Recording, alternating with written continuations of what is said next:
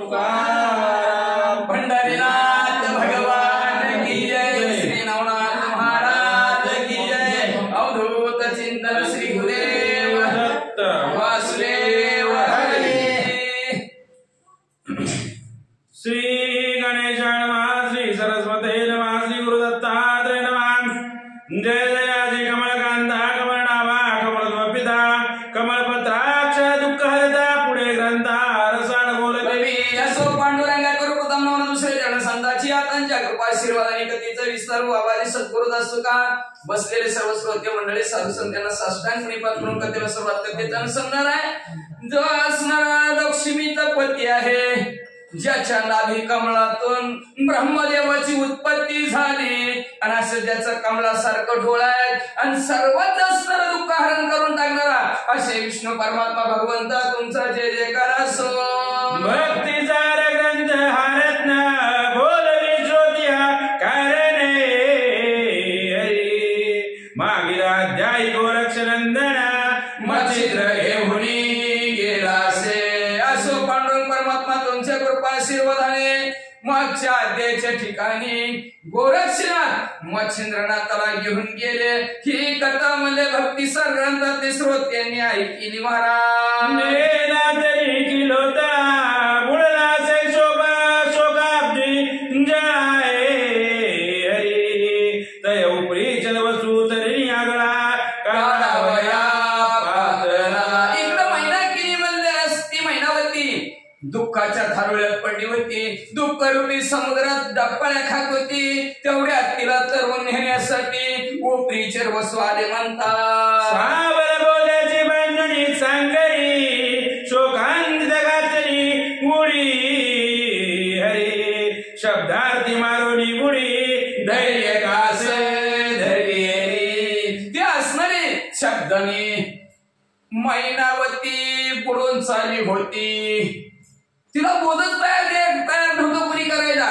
बुडून चालली होती. तेवढ्यात तिला बोध देण्यासाठी शब्दार्थ म्हणून उपरीचर वसू तिथं आले आणि त्या असणाऱ्या असे शब्द बोलले, असे बोध केला त्यांनी म्हणजे असणार धैर्य आलं तिच्या अंगात. धीर सुटणार होता पण धीर आला आणि त्या धीराने मैनावती काय करू लागली. धैर्यावरी बाहेर काढी मने माये वो सावधानी शोक सांडी अश्वत गणी शाश्वत नाही काहीच. त्या धैर्य असणाऱ्या त्या बुडणाऱ्या दुःखाच्या थरड्यातनं तिला बाहेर काढलं हाताला धरला. म्हणजे आय मैनावती सावध हो सावध. अरे हे नाशाला जाणार आहे सगळ्याचं सगळं. तुला दिसतं ती वैभव नाशाला जाणार होतं आणि मग आज ना उद्या नाशाला जाणारच होते की. त्याच्यापुढे कशाला रडतीच. शाश्वताकडे ज्याच्याकडे नाश नाही त्याच्याकडे ध्यान दे. पाहते पणी जे दृश्य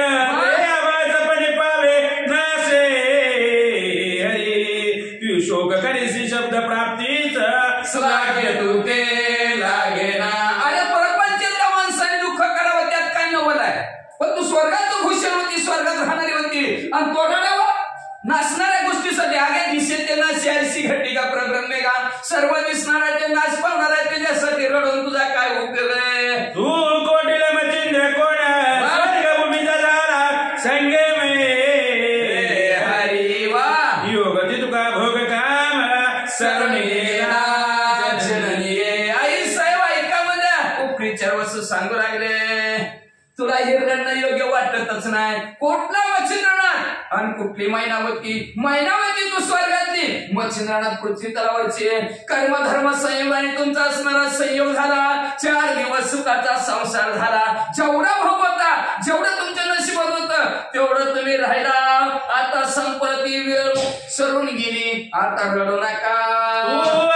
स्वर्गवासिनी मचिंद्र तव्या जन्मोनी हरी वा परिप्रारब्ध सहज योगे करोनी गाडी पडली उभयंता पाखरा. तुफान सुटला वारा. तुफान वारा सुटलेला असणाऱ्या ह्या जगताच्या ठिकाणी असणारा सांगू लागला. उपरीचर वस्तू म्हणू लागलेले की तू असणारी स्वर्गाच्या ठिकाणची होती पण पदच्युत झाली. शापाने पृथ्वी तलावर जन्माला आले.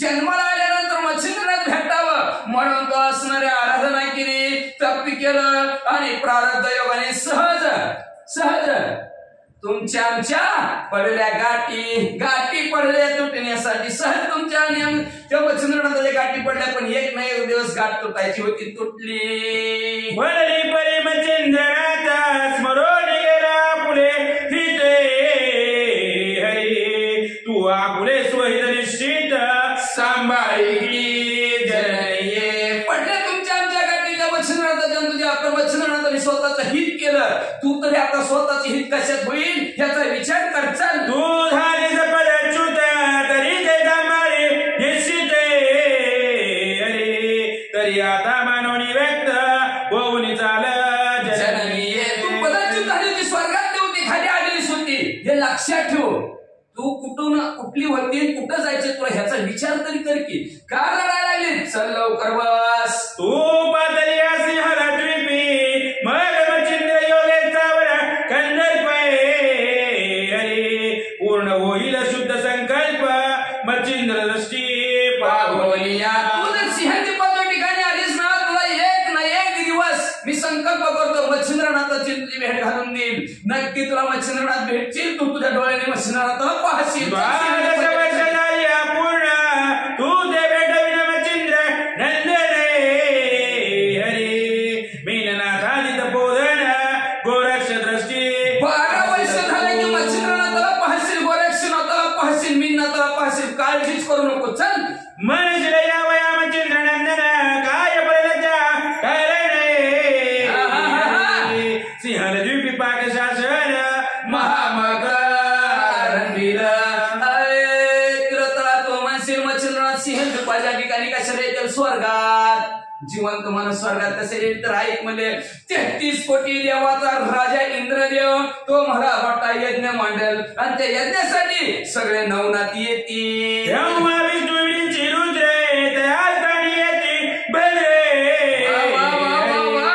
सकळ देवलिका मित्र चंद्र एका ठाई मिळतील सिंहदीपाच्या ठिकाणी नवनाथ येतील ब्रह्मा विष्णू महेश येतील गणगंधर्व 190 सर्व 33 कोटी देव येतील सगळ्यांची भेट होईल नवनाथ आदी प्रतापवंत ऐक्य करतील सची नाते गहिली गोपी भरतरी सहित एका ठाई मिळतील एकाच ठिकाणी सगळे येतील म्हणजे कोणी येईल भरतरी नाती येतील घैली नाती येतील गोपी छंद नाती येतील शूरवीर प्रतापी नवनाथ सुद्धा येतील आणि इंद्रदेवा बरोबर एक करतील आता जोग गव्यात सांडी प्रांजळ करी चित्ते विमानारूढ भावने त्वरित सिंहल द्वीपी चालकी आता वर रडू नको गप्पस रडणं बाजूला सार दुःख बाजूला सार बस विमानात आईचे ऐकोनी म्हणणकिनी महाराजाच्या स्वर प्राज्ञी हरे 12 वर्ष मच्छिंद्रनेनी दाविन आईचे मनताचा बसायला लागले विमानात पण घसरत चढायला लागली महाराज खरं सांगा बरं म्हणले तुम्ही 12 वर्षांनी माझी मच्छिंद्रनाथाची भेट घालून देणार का अगं का हलवून देतो बस तरी मंडप तरी मग मंडप पाक शासने करोत वादक करी पूर्ण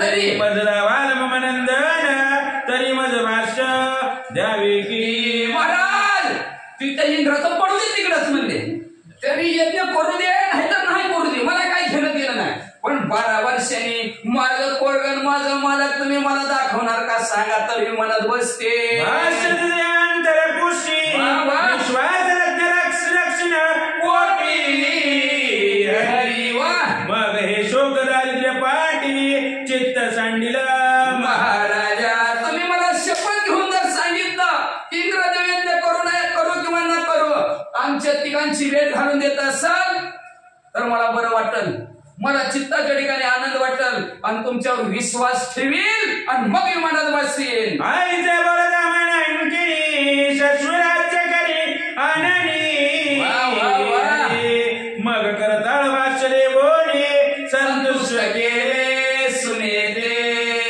कोण आहे ती सुनाने सासू नाही सासरा आहे उपरीचे वस्तू सासरा आहे तिचे असं सासऱ्याने बोललं माय काळजीच करू नको तू नक्की तुमची असणारी मायलेकराची भेट घालून देतो, काळजीच करू नको असं शपथपूर्वक बोलणं सासऱ्याच्या मुखातनं सुनेने ऐकलं आणि सुनेला समाधान झालं. समाधान होऊन यावरी बोले किलो तळा मात्याने स्वर्ग मंडळ आहे हरी परिड्रमपणे या स्थळा कोणा लागे सापावे.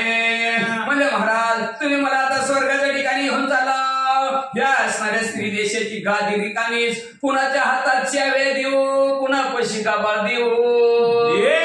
ऐक वचन सवे सेवे साहेत क्रियावान हरी दैभामा उत्तम नामाने राज्य तिथे सांगोपरीच्या वसूमध्ये तुझ्या सेवेत तत्पर असणारी दैरभामा नावची असणारी एक दासी आहे. तिच्या हातात राज्य कारभार दे आणि चल गमान. दैभामा राज्य असणी हरी बैसरी अभिषेक राज्यपदी तेरवा. लगेच सासऱ्याचं बोलणं ऐकलं, बरं म्हणलं. लगेच दैरभामाला बोलवलं, तिचा राज्याभिषेक केला, सिंहासनावर बसवला आणि पुढे काय करायला लागले.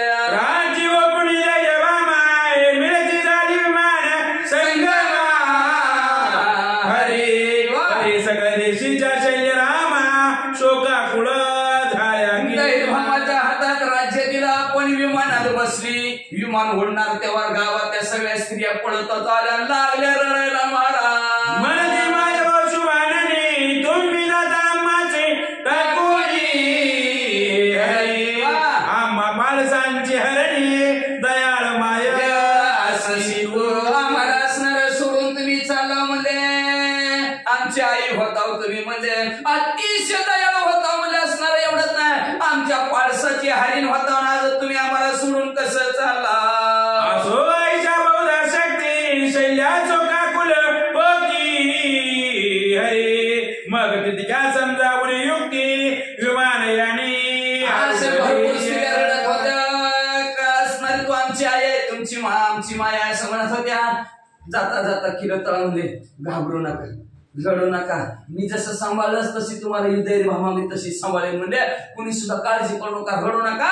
बसली म्हणा दैभामेचे नीती प्रकार सांगून युक्तीचा मग दे हरी यथा समान प्रजेचा भार सांभाळी का साजनी. राज्य कारभार व्यवस्थित सांभाळ बघ. पोटच्या लेकरासारखं मी जसं सांभाळायला जनतेला तसं सांभाळ व्यवस्थित राज्य कर. जे दिले ते हित फार दैचे केले गोचरे हरी मग विमानी आपण सश्वशूरा स्वमार्गे गमताती. जिथं हित होईल अशा प्रकारे कल्याणाच्या सुखाच्या गोष्टी दैरभामाला मैनावतीनं काही मैनावतीनं सांगितलं गेला. सासऱ्याबरोबर विमानात बसलेलं सासऱ्याने विमानाचं बटन दाबला, विमान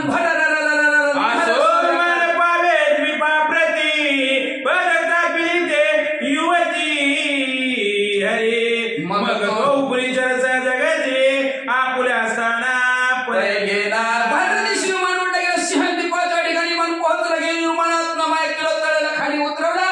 तिच्या ठिकाणी तिला बसवलं, उपरीच्या बसव आपल्या ठिकाणी निघून गेलं. चरू जाती पक्षी कुळे हरी येई होता सायंकाळे आपल्या स्थानात. तसं दिवसा पक्षी चरायला जावं आणि रात्र झाली की आपापल्या ठिकाणी यावं. तशा प्रकारे सिंहदीपाच्या ठिकाणी किरतळा बसली, उपरीच्या वस्तू त्यांच्या ठिकाणी निघून गेले. त्याची न्याय उपरी दक्षे आणि किरतळा पद्मिनी प्रत्यक्ष हरी शाप मोचन सायंकाळास स्थाना पाऊली आपुल्या. त्या पक्षी जसं चरायला सकाळी जावं संध्याकाळी आपल्या घरट्यात यावं, तसं उपरीचर बसून ह्या किरतळेला आपल्या ठिकाणी आलं. तिच्या ठिकाणी तिला सोडलं, उपरीचर बसून निघून गेले. म्हणतात परजीवन व्यापी मैते मुकाने हरी परिते पुन्हा बाप सरिते ओघाणे ठाईच्या ठाई जात असे. पावसाचं उदाहरण दिलं आहे का? समुद्राचं बाष्पीभवन होवा आणि त्याला ढग निर्माण होत्यात. तिथं निर्माण झाले की वर जातात, वरनं खाली पडतात, पुन्हा वाहत वाहत वाहत पाहिजे नाल्या नाले वडे नद्याने वाहत पुढे जाऊन बोलतं समुद्राला. जिथून आला तिथं समरस. तसं आपण बी जिथून आलं तिथं समरस व्हायला पाहिजे बरं का, नाहीतर कुत्रा हात खात नाही. वाचा ज्याची आहे तुषा शश्वर पावते झाले सणावर परित इकडे नाथ मचिंद्र गौरव आपापल्या ठिकाणी दोघं बी पोहोचलेले आहेत. तिकडं तीर्थयात्रा करत करत गौड बंगाल देशात मच्छिंद्रनाथ गोरक्षनाथ मीननाथ आले. मीननाथ स्कंदी वाहून मार्गावरी करीती गमन हरी तो शैल्य देशेची मार्ग उल्लंघून गौड बंगाली पातळे. गोरक्षनाथ आणि मीननाथाला आपल्या खांद्यावर बसवलं होतं, मच्छिंद्रनाथाच्या हाताला धरलं होतं. श्रीराज्य संपलं गेलं आणि कौड बंगाल गावचं नाव लागलं. लई भूक लागली, मार्गी लागत्या ग्राम कोणी त्या ग्रामात संचरोनी हरी गोरक्ष भिक्षा आणि मागोनी उदरापुरती गांच्या. ज्या वाटाने जे काय गाव लागल त्या गावात थांबायचे. मंदिरात मच्छिंद्रनाथाला मीननाथाला थांबवायचे, काकीमध्ये भिक्षा डोळे अडकवायचे आणि तिघांच्या पोटापुरती गोरक्षनाथ भिक्षा मागायचे. तिघ जण जेवायचे. आईचे परिनिर्वाणपणी मार्गी करिताती गमने हरी तो गौड बंगाल सांडून गौड बंगाली पातळे. मग असं मार्गक्रमण करत करत करत करत मला असं गौड बंगाल सोडला आणि गौड बंगाल गावात पोहोचले. मार्गी चालता स्थिती टोकानी पापुरी भेटला तया प्रती तेथे पातल्या त्रिवर्ग मूर्ती गमन करिता मार्गावे. गौड बंगाल देश लागलेला आहे. तिघाच्या तिघा असणारे चलत आहेत. चालता चालता ज्या ठिकाणी कालिनाथांची भेट झाली होती त्या भेटीच्या ठिकाणी गोरक्षनाथ पोहोचले आणि काय लक्षात आलं, येते येताची गोरक्ष चेटी स्मरण झाले तयाचे पोटी हरी अच्युत वृक्षा पोटी काली पाची भेटी झाली असे. गोरक्षनाथ असणाऱ्या त्या वडाच्या झाडाच्या जवळ आलेले. आंब्याचं झाड आंब खायला ध्यानात गेलं काय, वडाचं झाड असतं का आंबे कुठं. मग म्हणजे आंब्याचं झाड बघितलं आणि आंब्याचं झाड बघितल्याबरोबर गोरक्षनाथांच्या चित्ताला एवढे धस झालं. म्हणजे ह्याच झाडाखाली आपल्या अनेक नाथांची भेट झाली होती, तिथं थांबले. झाली परी हे उत्तम स्थान महायशस्वी पुण्यवान हरी माते दाविले श्री गुरुचे चरण जैसे चुकल्या वत्सावी. गोरक्षनाथ आलेले आहेत. त्या झाडाकडे पाहिलं गेलं, त्या झाडाच्या सावलीला थांबलं गेलं आणि पुण्य पावन असणारं हे ठिकाण माझ्यासाठी आहे. ह्याच ठिकाणी मला माझ्या असणाऱ्या गुरुचं चरण दिसलं गेलं. नतमस्तक जीवनीवर झाले. प्रत्यक्ष माझी मचिंद्र राणी गेली होती आधी पट्टण राणी हरी मी पास राणी निळ्या वाणी लागत असे. या ठिकाणी माझी चुकलेले असणारे हरिण सापडली गेली का. प्रत्यक्ष असणारी मच्छिंद्र माझी राणी होती, म्हणजे असणारी हरिण होती माझी. मी तिचं पाडस होतो. इकडं तिकडं असणार सारखं त्यांचा शोध घेत होतो. राणी निढाळ्यावानी फिरत होतो. पण हित आलो की माझ्या वत्साची माऊली राणी करावया गेली हरी शैल्या वेगळ्या वाटिली ती भेटली रायाने. मी असणार तिचं एक पाडस होतो.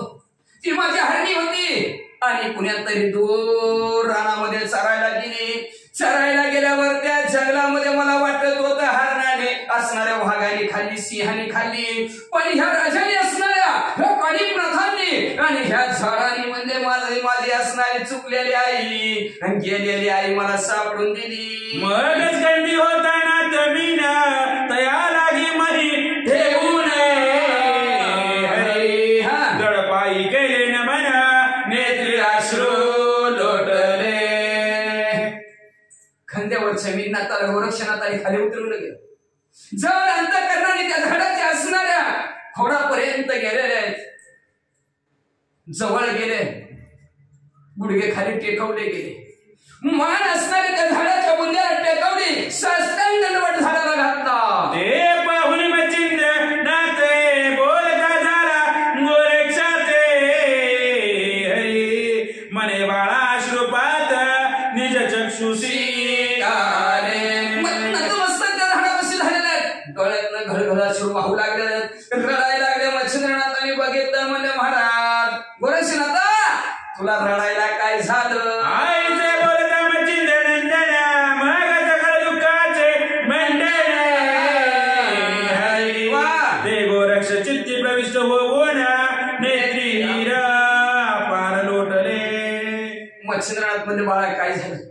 काय झालं म्हणल्याबरोबर असणाऱ्या गोरक्षनाथाच्या डोळ्यासमोर जी मच्छिंद्रनाथ सोडून गेल्यानंतर जी दुःख झालं होतं, ती दुःखाचा पिक्चरच उभा राहिला.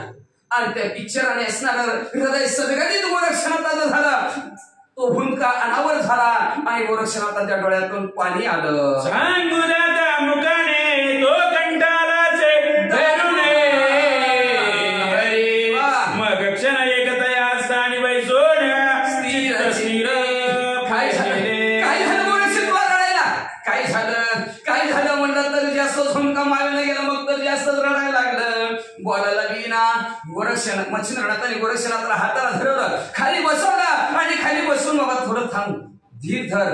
गोरक्षनाथ स्थिर झाले, चित्त स्थिर झालं, रडणं बंद केलं आणि काय सांगायला लागला ऐका. जैसे एकाची अव्रत्याटता पुन्हा निर्मळ होय तत्वताय तैसे दुःख मोह चिंता टाकून निर्मळ गेले. आकाशात आता ढगाय थोडासा वारा यावा, वारा आल्यानंतर आकाश परत निर्मळ व्हावं, तशा प्रकारचं चित्त निर्मळ गोरक्षनाथ झालं. कधी दुःख हृदयातलं बाजूला झाला, चित्त निर्मळ झालं का शांत बसल्यावर. म्हणून जरा माणसाने शांत बसायचं, लय वसवस करायची नाही. वाचा मग बद्रिकाश्रमापासून कथन दुःख वृत्ती गहने काली भेटी पर्यंत सगुण भाव यशस्वी म्हणत असे. काय सांगायचं महाराज तुम्हाला?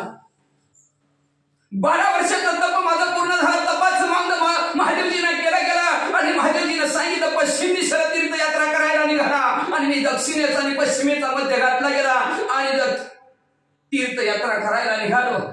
सारखं तुमची आठवण येत होती. प्रत्येकाला विचारत होतं माझ्या मच्छिंद्रनाथ दिसतंय का, ह्यांना विचारत होतं माझ्या मच्छिंद्रनाथ दिसतंय का, असं शोध घेत हिंडत होतं महाराज. पण काय सांगायचं, या नेमकं झाडाच्या खाली आलो, कानिफनाथांची भेट झाली आणि कानिफनाथाने तुमचा पत्ता सांगितला. म्हणून माझ्या जीवनात यशस्वी ठिकाण कुठलं असेल तर महाराज हे आहे. म्हणून ह्या ठिकाणात पाहिल्याबरोबर माझ्या डोळ्यातनं पाणी आलं. याची ठाई कानिपा भेटली माते झाली माझ्या कृपाद्रष्टी तुमची शुद्ध तत्वागवटी येते लादली महाराजा. त्याच ठिकाणी कानिफनाथांची भेट झाली आणि माझ्यावर गुरुची कृपा झाली महाराज. त्या कानिफनाथाच्या मुखातून शुद्ध गोष्टी निघल्या. तुमचे गुरु स्त्री राज्यात आहेत. तुमचा पत्ता आणि ठाव ठिकाणा मला ह्या ठिकाणापासून लागला. म्हणून ह्या ठिकाणात आलं की कसं विसरू महाराज, या ठिकाणाला कसं विसरू महाराज, ठिकाणाला या विसरू शकत नाही. म्हणून डोळ्यातनं पाणी आलं. पुण्यवान तुमच्या लावले माझ्या चरण तरी हे स्थान हनुमंत पूर्ण चुकले धन मदती दिले. मग हे स्थान पुण्य पावन करणार मला होतं, स्थान पवित्र करणार मला स्थान होतं महाराज. ह्याच ठिकाणाने तुमचं मला पाय दाखवलं. धनाचं गाठोडं मला ह्या ठिकाणी सापडलं. आयुष्यभर जागा ध्यानात जाईल का माणसाचे? तुटून सापडले मंदिर कोणतरी विसरलं का? तशा प्रकारचं म्हणलं मी जागा कधी विसरू शकत नाही असं मच्छिंद्रनाथाला गोरक्षनाथ म्हणू लागले. दुःख दर्दे प्रवाहे वेशी बुडता वाचले देवनी प्रोदशी हरी की दुःख व्याघ्राच्या असुरणी होती माये भेटी केली. असे काय सांगावं ह्या असणाऱ्या जागेचं महात्म्य काय सांगावं महाराज तुम्हाला? पावताना एखादा बुडत होता आणि बुडता एक जण पळतच आला आणि त्यांनी कासरात टाका म्हणून कासरेने मला बाहेर त्या साधकाला बाहेर काढावं वाचवावं, तसे मला ह्या जागेने वाचवलेलं आहे. एवढंच नाही, एखाद्या असणारा पिल्लाला वाघाने त्याच्या जबड्यात धरावं आणि त्याची आई भोवती गोल गोल फिरावं आणि तेवढ्यात असणार तेव्हा पिलाला जिवंत सोडावा आणि माई लेकराची भेट व्हावी त्या ठिकाणी, तशा प्रकारचं मला असणारं आनंदाचं ठिकाण, दुःखात भेट काढणारं ठिकाण म्हणजे हे ठिकाण आहे की तुमचा योग प्रयाण नळे तयात मी पडलो होतो बाळ हरे परी जागा नव्हे हा घन निळ माते झाला महाराजा. तुमचा असणारा वियोग, तुम्ही लांब गेलेल्याचं दुःख आणि त्या दुःखाच्या आगीमध्ये मी होरपळून निघत होतो. कधी भेटतील हे दुःख कानावर झालं होतं आणि ती प्रलय काळासारखा अग्नी माझ्या अंतःकरणावर शरीरावर लागला होता. आणि हे ठिकाण आहे ना, हे ठिकाण, ह्या ठिकाणी म्हणजे जसा आता झिमझिम पाऊस पडावा का तशा प्रकारचा कृपेचा पाऊस, तुमच्या शोधाचा पाऊस माझ्या अंगावर पडला आणि वियोगाचा जे काय अग्नी लागला होता प्रलय काळासारखा, तो अग्नी ह्या ठिकाणी भिजला महाराज. म्हणून माझ्यासाठी हे भाग्यवंत ठिकाण आहे की तुमचा योग कृतांत पासे लागला होता मामा कंठासे हरी परी जागा नव्हे हा सुधारस मग भेटला महाराजा. काही सांगायचं महाराज, तुमचं वियोग म्हणजे माझ्या असणाऱ्या कंठाला लागलेला फास होता. फास संपणार, मी संपणार असं वाटत होतं. म्हणून दमून भागून इथं जात असताना मी अचानक कानिकनात आले आणि थोडस ह्या जागेला विसावलं आणि काळ रूपी फास माझ्या गळ्याला अडकला होता. दुःख रूपी फास असं निसतं. आता समजा झटका मारला तर मी संपणार होतं, पण तेवढ्यात कानिप्रताच्या मुखातून अमृत आला, अमृत, आणि माझ्या असणाऱ्या कंठाचा ह्याच ठिकाणी फास निष्ठाला. म्हणून ह्या जागेला महाराज कसंही विसरू आईचे मन निवार नेत्री लोटते अश्रू पुरे हरे परम करवालू नातम चंद्र हृदय धरी गोरक्षा. पुन्हा सांगायचं, पुन्हा असणारं रडायचं, डोळ्यातलं घळघळ अश्रू गोरक्षनाथांच्या व्हायचं, पुन्हा काहीतरी सांगायचं, कसं विसरू ह्या जागेला महाराज. इथूनच तुमचं असणारं मला चरण दिसलं गेलं, तुमचा पत्ता कळला गेला असं म्हणता रडायचं. कनवळ असणाऱ्या मच्छिंद्रनाथाला पाहलं नाही, गोरक्षनाथाच्या जवळ गेले, उभा केला आणि घट्ट सालिंगन दिलं. पुढं मूर्ख करवाळ कुरवाळून आपले असते सच शिष्याचे अश्रू पुसिते मनात म्हणे हा भाग्यवंत गुरु भक्त एकच गुरुभक्त कोण असेल तर गोरक्षनाथ आहे. मनातल्या मनात मच्छिंद्रनाथ म्हणून राहिले. जवळ गेलं, अंधारला डोक्यावर हात फिरवला मच्छिंद्रनाथाने गोरक्षनाथाच्या. शाबासकीची थाप पाठीवर टाकली गेली. स्वतः आपल्या शिष्याच्या डोळ्यातलं असणारं अश्रू मच्छिंद्रनाथाने पुसलं. हाताचं कोण पुसतंय का? बस बोंबलतच म्हणते, तुला काय कळतंय का नाही म्हणते. सरळ कोणी सुद्धा कोणाचा विचार करत नाही.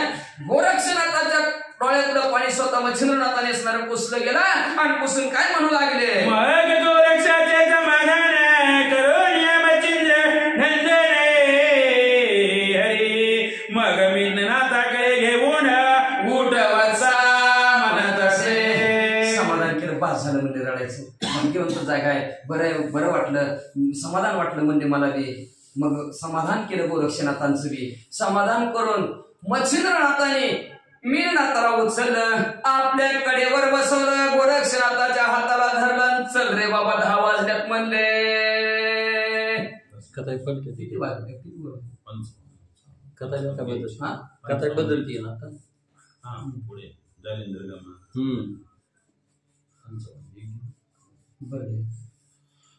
पुढे मार्गी करता गमन जालिंदराच्या वर्तमान हरी सांगता धारा गोरक्षनंदन श्री मच्छिंद्रा कारणे.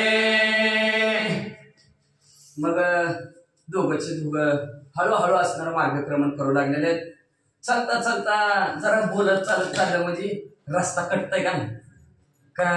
हम भी चुप तुम भी चुप. कोण सगळे चुप म्हणजे रस्ता लांबाय का चढून पाय दुखलं. पण गप्पा गोष्टी करत गेलं तर रान उरकत ना माणसाला. पुढची तीर्थयात्रा करत असताना तिथे चाललेल्या माणसाने बघायचं, गप निघाले की काय नाही खरं कवा गाव येते.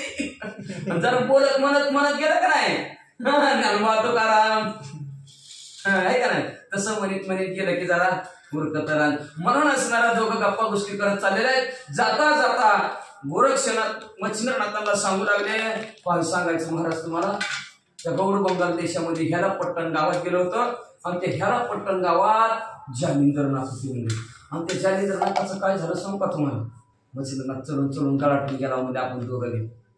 खरंच गळाटून गेलो तर मी व्यास म्हणून महाराजाला बसलं तासभर प्रवचन होतं म्हणजे लय आवाज लय वरडले म्हणलं थोड्या आवाजाला शांतता मिळेल म्हणजे म्हणून बसणार दमल्यावर वरडून वरडून वरडून दमलेलं म्हणजे आपण बी चढून चढून गोरक्षणात म्हणजे दमले आणि ती वज आहे का अजून खांद्यावर आहे का नाही मी नाथाचं दमलाव म्हणजे आपलं तुम्हाला असणार. आता जालिंदरनाथाची कथा सांगतो काय सांगायची ती पण म्हणजे 10 वाजल्यात म्हणजे थोडं थांबू गोदीच्याला सांगतो. असं गोरक्षणात मच्छिंद्रनाथाला म्हणजे दोघंचे दोघं असणार चालता चालता आता कुठं जातील सौराष्ट्रात जातील गुजरातला जातील आणि तिथं मात्र निनाथाला धुतील सुंदर गोड कथा पुढच्या देत ऐका. गणेशाय नमः श्री सरस्वते नमः श्री नवनाथ महाराज की तुमचा वियोग प्रकरण या नळ तयात मी पडलो होतो बाळ परी जागा होय हा घन शीतळ माते झाला महाराजा. असो पांडुरंगा करोड दानवा दुसरे जण संतांची त्यांच्या कृपा आशीर्वाद आणि कथेचा विस्तार बाबाजी सद्गुरू असतो का बसलेले सर्व श्रोते मंडळी साधू संतांना साष्टांगपणे करून कथेला सुरुवात आहे. कथेचं अनुसंधान मच्छिंद्रनाथ आणि गोरक्षनाथाचं संभाषण झालेलं आहे.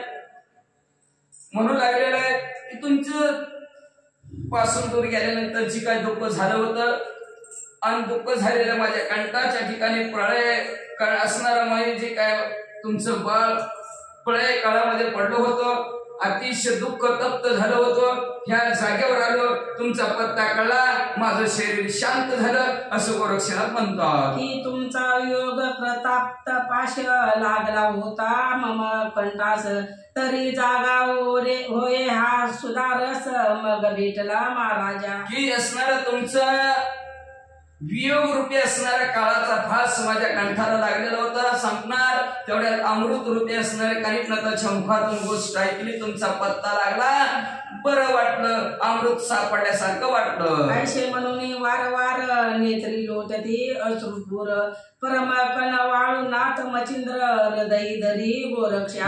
अशा प्रकारचं असणार रडत आहे गोरक्षनाथ डोळ्यात नसणार घळघळ अश्रू वाहत आहेत. मच्छिंद्रनाथाला कळवळ आला गोरक्षनाथाला उचलल्याने आलिंगन दिलं. मुख करू वाळूनी आपुले हस्ते सच्चिंद्र त्याचे अश्रू पुसित मनात म्हणे या भाग्यवंत गुरु भक्त एकची हा.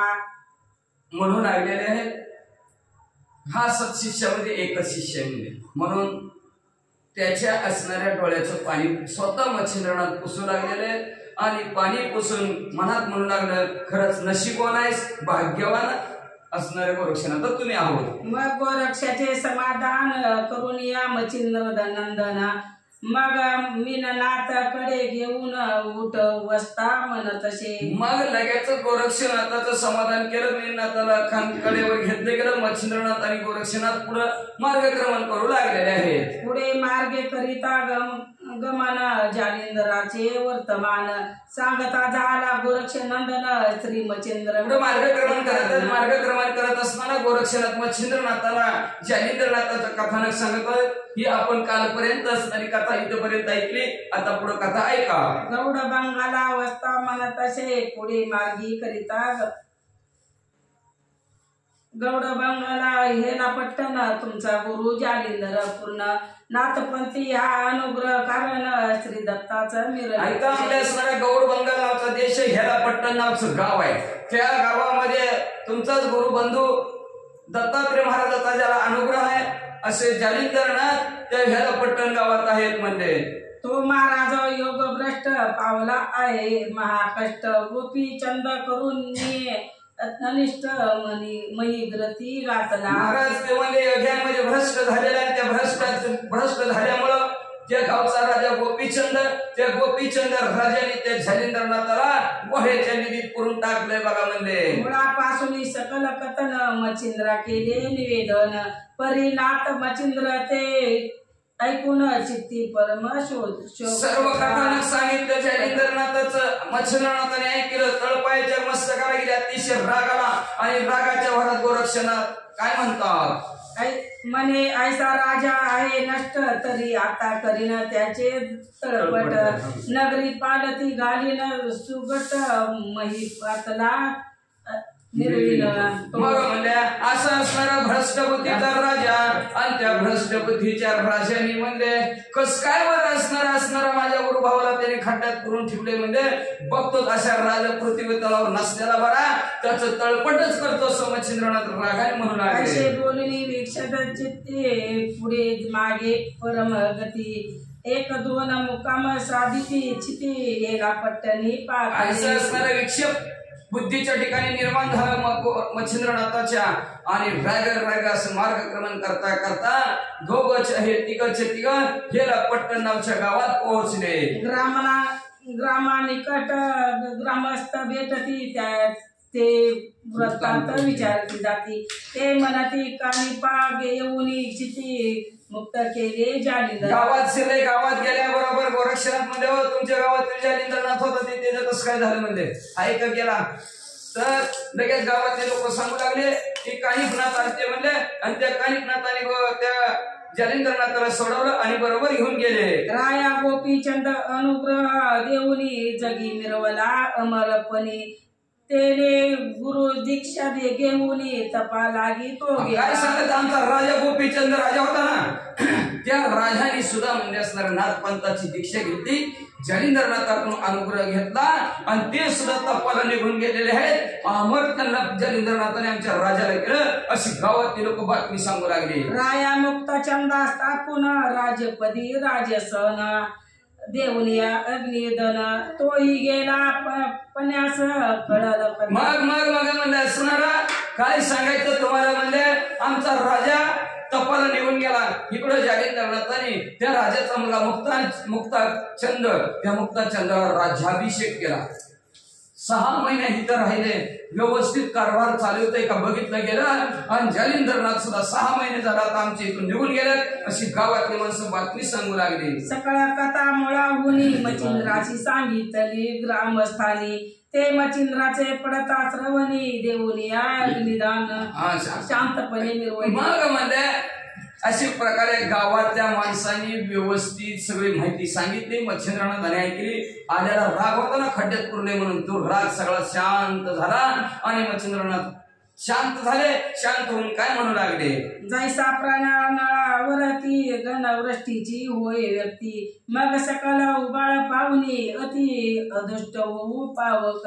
मग म्हणजे भडबड बसणार अग्नी लागावं अग्नी लागल्याबरोबर बसणार त्याच्यावर पाण्याचं असणार फवारं पडावं पाणी पडावं पाणी पडल्यानंतर अग्नी जसा विझावा तशा प्रकारचा असणाऱ्या गावातल्या लोकांनी चांगली बातमी सांगितलेली ऐकली आणि सांगितलेली चांगली बातमी ऐकली. त्याच्यामुळं जसं पाऊस पडला अग्नी शांत व्हावा तसा मच्छिंद्रनाथाच्या अंतःकरणाच्या ठिकाणचा राग शांत झाला म्हणतात.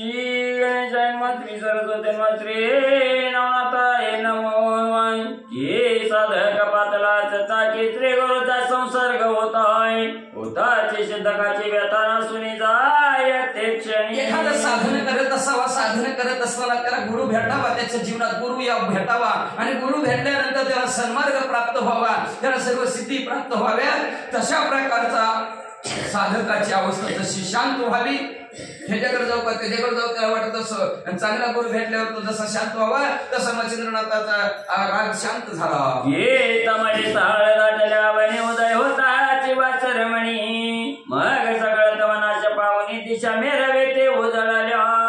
अंधार झाला लक्क सूर्य उगवल्याबरोबर प्रकाश पडला. अंधार जसा नाहीस व्हावा तसा अंतःकरणाचा राग नाहीसा झाला. धन्याय मच्छिंद्र संताप ग्रामस्थ बोलता झाला लोप शांते मरुणी मोहकंदर पच्चेत माझी द्रव.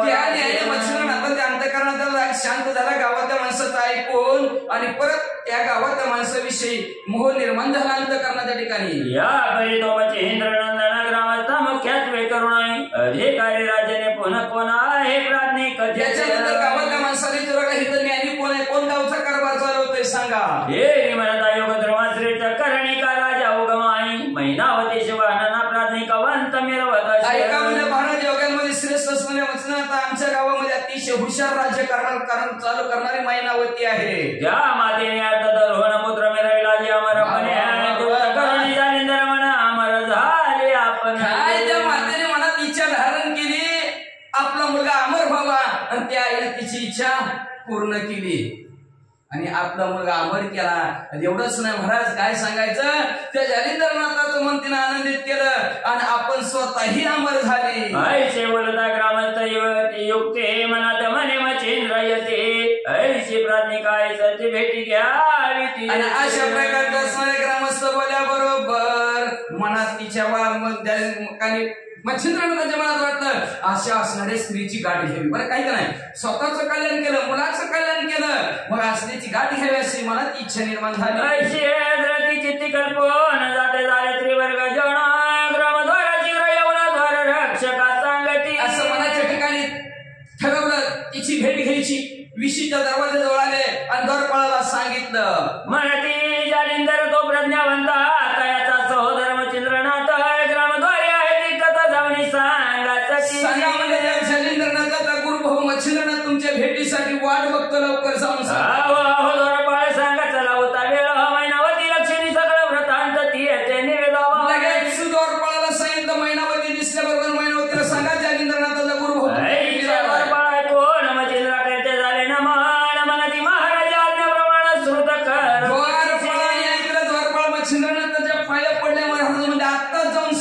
मराठी महाराजा मच्छिंद्र जाती जालिंदर सहोदर मनवी तोक्षिती तो येऊन ग्रामद्वारा प्रतिष्ठता हे महाराजा.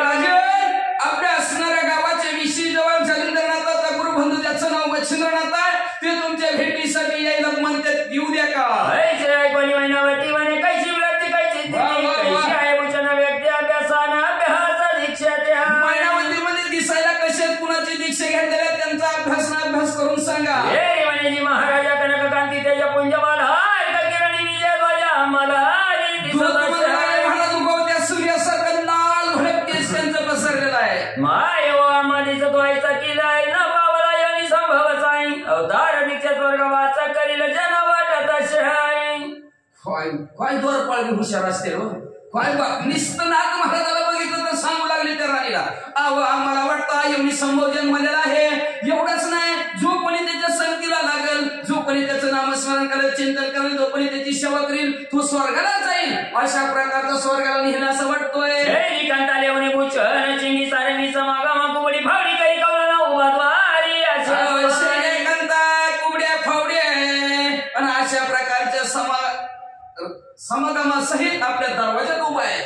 आणि काही कसं शिष्य त्याची संग्रही असे सुख सेवेशी परी तो शिष्य समान अभ्यास आम्हाला आधी भासत आणि त्यांच्याबरोबर एक शिष्य आहे, सत्शिष्य आहे म्हणजे, पण त्यांच्यासारखंच आम्हाला तो शिष्य दिसतोय असं द्वारपाळ सांगू लागले. याचे विधी स्वरूप पार तांदळे एकाशे किशोर बरी त्रिवर्ग स्वरूप सागरात नक्षत्र मणी भाषण. त्यांच्याबरोबर एक लहान मुलगा आहे, जसं काय आकाशात चंद्र दिसावा तशी चंद्रासारखी ती गवी दिसते. ऐचे सांगता द्वारा रक्षक मंत्री पाचारीला प्रचोदक मग तो घेऊन सुखासन कटक सामोरी जात अशा प्रकारचं त्या मंत्र्यांनी द्वारपाळांनी सांगितलं. बरोबर आपण मंत्री बरोबर घेतले मैनावतीनं आणि मच्छिंद्रनाथाच्या भेटीला निघाले. वेद्वारी येऊन वंदिती झाली मच्छिंद्रनंदन मग त्रिवर्गाचे सुखासन व कुणी नेताचे मंदिर. आपल्या असणाऱ्या सैन्य समेत दरवाजाजवळ आली. मच्छिंद्रनाथाला पहिलं सहस्त्रंगण घातला, पालखीत ती घालणारी बसवलं ना आपल्या महालात आणलं. नेताची मंदिरा राजभुवनी भावे वैसर्य कनकासनी शोपचारे पूजनी मनी नम्रवाणी गौरविले. सिंहासनावर मच्छिंद्रनाथाला गोरक्षनाथाला निनाथाला बसवला गेला. षोडोपचार्य त्यांची पूजा केली, हात जोडून काय म्हणू लागले, हे महाराजा तपोसरिता कोणी कलोहरी झाले आता माझ्यावरी सरिता प्रेमा बोलवत असे. महाराज तपारूपी सूर्य असणारा देवा आज कोणीकडून आला. आम्ही आयुष्यावर आणि आयुष्यावर गंगा असणारे ओ गंगेचा उगाला. एवढंच नाही, आमच्यावर असणारा प्रेमाचा वर्षाव करणारे महाराज तुम्ही कसं काय इकडं. हे दारिद्र्याचे द्रव्य हरण करू मांडो सदावरी आपण की चित्ताबोधी अंतःकरण पूर्णता धावे चिंतामणी. एखादा दरिद्री असावा, दरिद्रीने पिढेला असावा आणि त्याचं असणार रुपये सासून ठेवलेला असावा आणि चोराडी का बळा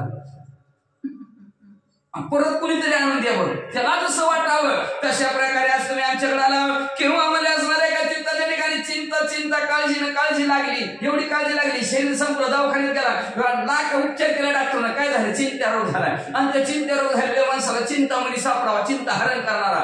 तशा प्रकारे तुम्ही आमच्या घरी आला. मृत्यू समय हस्तपादाच वडिता परम दुःख क्लेशाच ते पाहुणी यावर पीछ धावा घेतात कृपेने. मरायला व्यक्तीला हात पाय खोडायला लागलाय आणि तेवढ्यात त्याच्याजवळ अमृत यावं, आणि त्याला जसं आनंद अमृत आल्यानंतर कृपेने त्याच्याजवळ अमृत यावं, तसं तुम्ही आमच्याकडे कृपेने आला. हे कत्रश संकटे हे प्राण तो गंगा ओगाला धावून इच्छिते पेटला जगला भयोक्ती तो. काय सांगायचं, महाराज अतिशय तहान लागलेली होती, संकटात तहानेने पडून व्याकुळ झालं होतं. आणि तेवढ्यात म्हणजे गंगेचा ओघच आला, मच्छिंद्रनाथ रूपी गंगेचा ओघ आला. किंवा म्हणजे असणारा भुकेने असणारा पोटात आग पडलेली होती, तेवढ्या दुधाचा सागर रूपी मच्छिंद्रनाथ आमच्याकडे आले, बरं झालं. भाग्य भागी येते पातळे तर तुम्ही जोगी हे बरे कोणाच्या वचन प्रसंगी आम्हाला सेवा महाराज. तुम्ही आमच्याकडे आला, आमचा पत्ता कोणी सांगितला, आमचं नाव कोणी सांगितलं तुम्हाला ह्यांच्या घरी जावं म्हणून, कुणी सांगितलं, कस काय आला. हे म्हणे व माते आई गौपी चर वसु माझा जन कमच देई दे हरी का मला. आई साहेब आमचं वडील उपरीचर वसत मध्ये आणि माशाच्या पोटातून माझा जन्म झाला म्हणून ह्या देहाला मच्छिंद्रनाथ म्हणतात. या परी श्री गुरु ज्ञान द्रष्टी तो अनुसया सुत शुक्ती काय पोटी देणे कळणी ओळीवरती वरद पात्री मिळवला. याच्यानंतर असणारे गुरुच्या आज्ञेने आणि गुरुची ज्ञान दृष्टी माझ्यावर आहे. कुठल्या गुरुच्या, जी अनुसयाच्या पोटी त्रिवर्ग जन्माला आले, ब्रह्म विष्णू महेश. अनुसया म्हणून अनुसया बाई तुझा भाव चांगला ग, आणि तुझ्या अंगणात देव थांबला ग. तुझ्या भक्तीची या पोटी तिन्ही देव झाले बाळा, तुझ्या भक्तीची या तुझ्या भक्तीची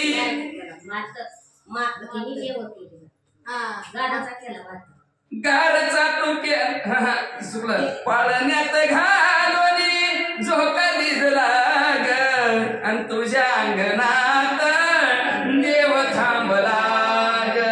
अशा प्रकारच्या अनुसयाबाई, आणि त्या अनुसयाबाईचे असणारे देव 3 बाळ झालं, आणि तेच दत्त.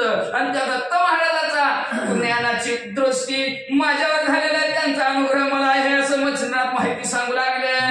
अनुग्रह प्राप्त झाला त्यावर श्री जालिंदराबाई वैराग्याला उचविता अशा जाणनीय.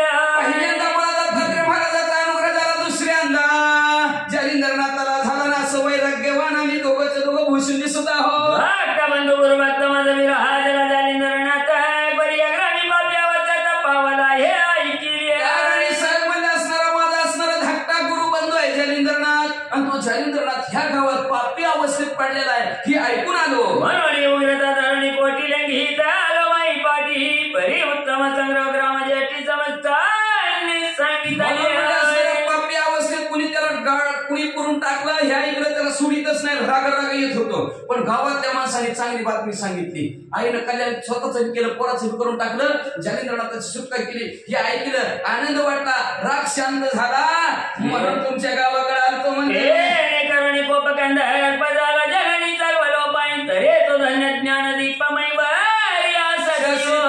असणारा त्या गावातल्या लोकांनी सांगितलं म्हणून माझा राग शांत झाला.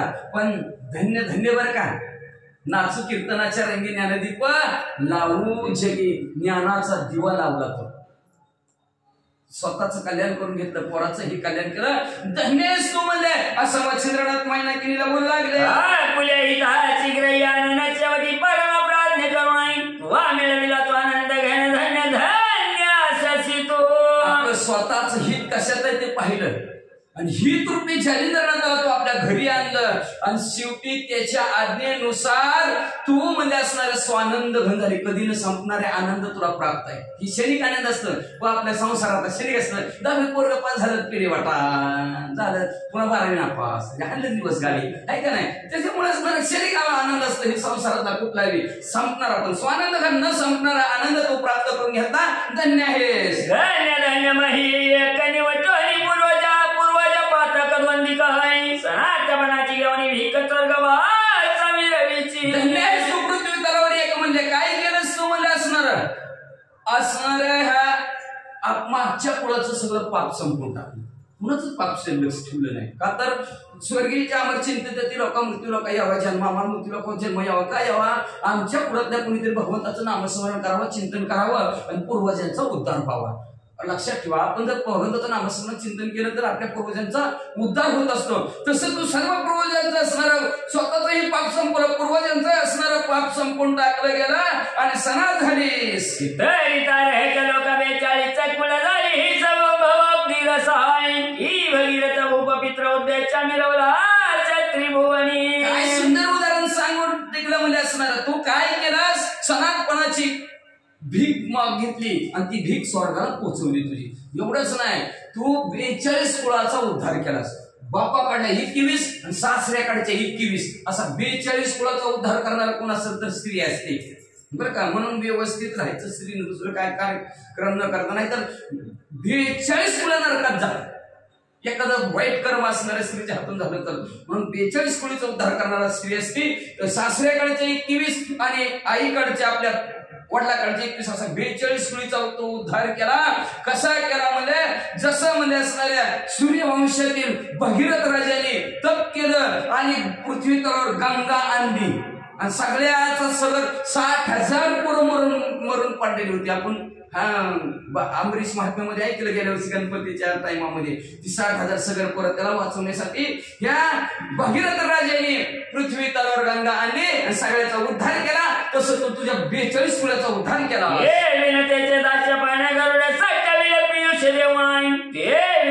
सगळा कारण तारक झाले सर्व दास्य पण विनिता कद्रूच्या घरी दास्य पण करत होती. कद्रू नागांची आई होती.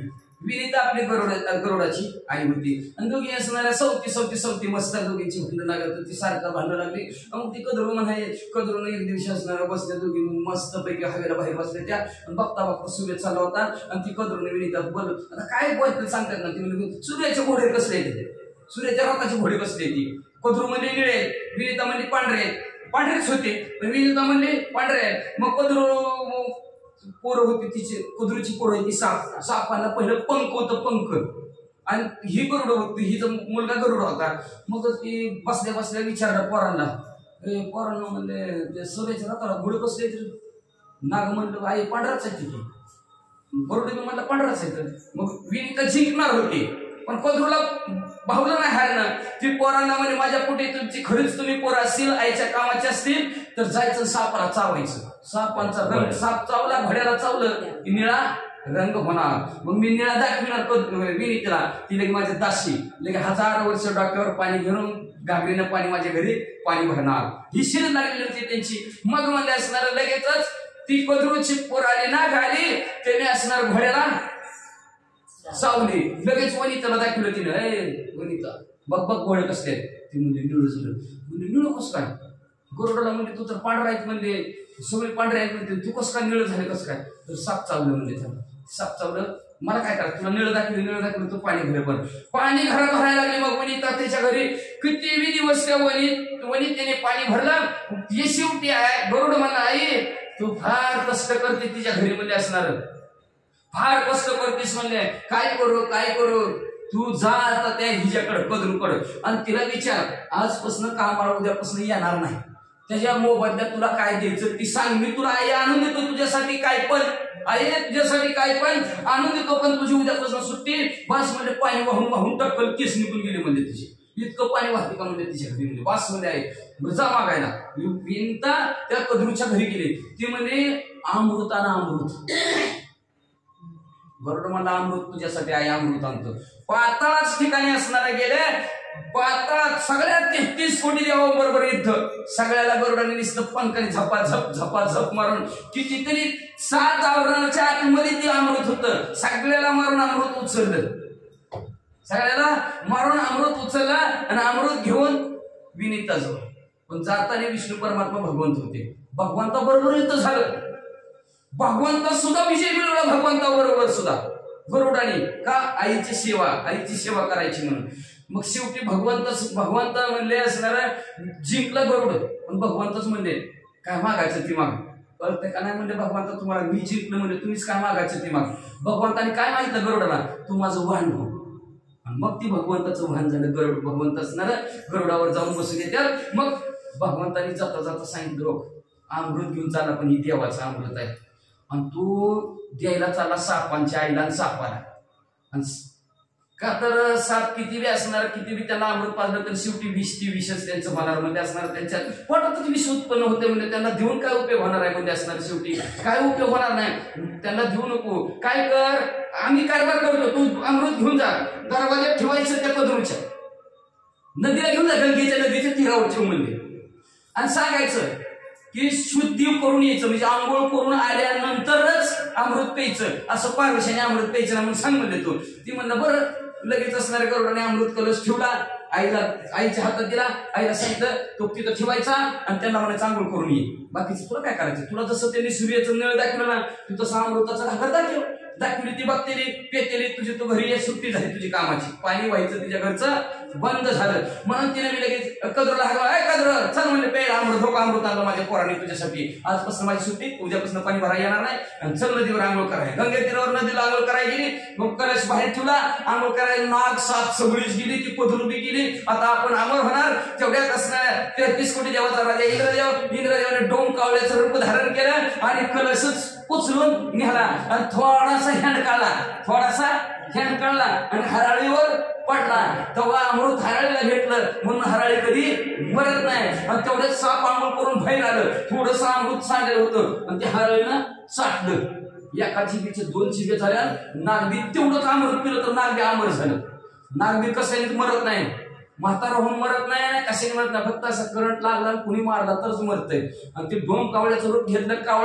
कावळा बी कधी मरत नाही. करंट लागला असा मेला तरच म्हातारा होऊन. कावळा आपल्यासारखं मरत नाही, कावळा मरत नाही, नाग मरत नाही, हरणी मरत नाही.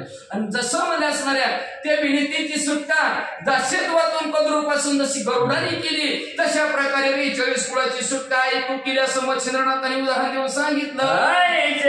बोलता युक्ती चरणी माताच्या विषाती म्हणे महाराजा कृपा मूर्तीचा दैव केले तुम्ही. अशा प्रकारचे नाथ महाराज बोलल्याबरोबर नाथ महाराजाला ती म्हणू लागली आमचं काय आहे महाराज, तुमची कृपा होती म्हणतर झालं. नात्र वा वा वा वाचा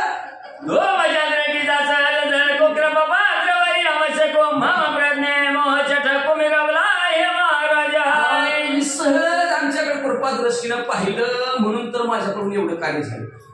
नसतं जालिंद्रनाथ आमच्या गावाला असतं तर आमच्याकडून असं झालं असतं. तुमच्या कृपा आशीर्वादाने झालं महाराज. आमचं काय, आम्ही निमित्ताच्या प्राणी केला असे धरी देता देवविता नेता नेविता तूच असं देणारा भीतीच आहे घेणारा भीतीच आहे. निमित्त आम्ही केलं म्हणजे फक्त तुमच्या कृपा आशीर्वादाने झालं. आमच्या त्याने काही झालं नसतं असं मैनावती पाया पडून मच्छिंद्रनाथाला बोलू लागली. तुमच्या पडी पाडे नाही कल्पता उजाडे परिवार वासने समान कोळे बरे बाई ही जमीन तुमच्या असणाऱ्या कौतुक आणि कल्पवृक्षाचं झाड सुद्धा येतं म्हणजे असणार एवढी ताकद तुमच्याकडे आहे. पण त्याच्यात असणारं फक्त वासनाचं कौतुक, वाईट किंवा चांगलं ज्याच्या त्याच्या मनात आहे. तुम्ही असणारं कल्पतोर आहे. आम्ही चांगलं घेतलं, आमचं कल्याण केलं आम्ही. साधक कल्याण मिळवी मती की परिसरेता समान गती बरे बाई ही जमीन सारखी वासना नाही बरं वाईट द्यायचं. तुमचं चांगलंच आहे. आपणासारखी करते तात्काळ आहे का नाही. मच्छिंद्रनाथ अमर आहे, जालिंद्रनाथ अमर आहे. मैनाकिनीला अमर केलं का नाही, गोपीचंद्रनाथाला अमर केलं का नाही. आपल्यासारखं लगे करून टाकतात. म्हणजे तसं ती चिंतामणी बरं वाईट आहे वासना फळ. बरं वाटलं बरं चांगलं देतंय, वाईट विचार करायचं वाईट देतंय. परीशबी काय करतंय, परिसाठी उपमा द्यावं मच्छिंद्रनाथ तुम्हाला म्हणलं तर परीशबी आपल्यासारखं फक्त लोकांनाच करतो.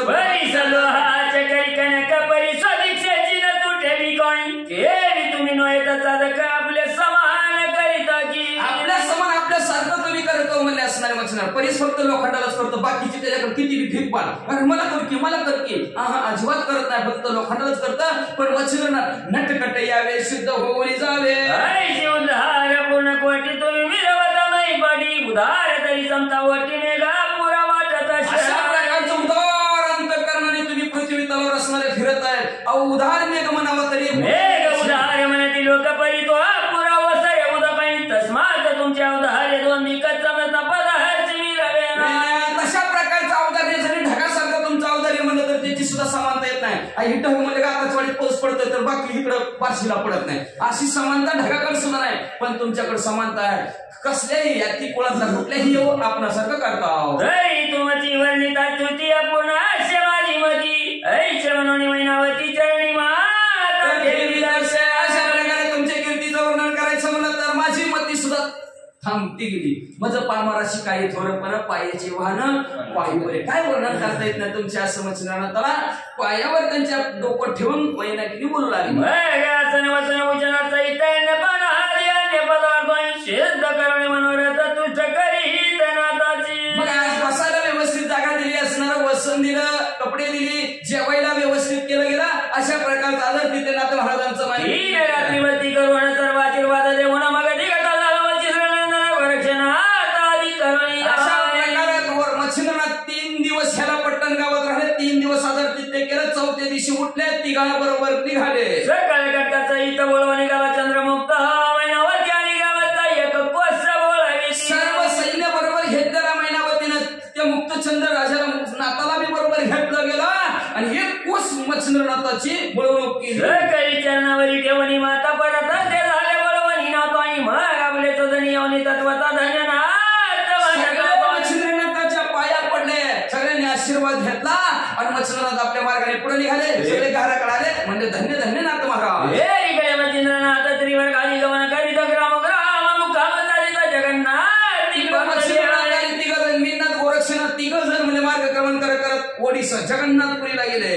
ते करून उदरी स्नान जगन्नाथाचे घेऊन दर्शन दिन रात्री ते रमण तीर्थविधी सारी स्नान केलं. नदीचं उदधी स्नान आहे तिथं, समुद्राचं स्नान केलं. विहीर पण कायम असणारे पाणी नेमकं जत्रेच्या टायमाला त्या विहिरीला पाणी असतं. तिथं असणारं स्नान केलं. तिथून असणारं जगन्नाथाचं दर्शन घेतलं. 3 रात्र मुक्काम.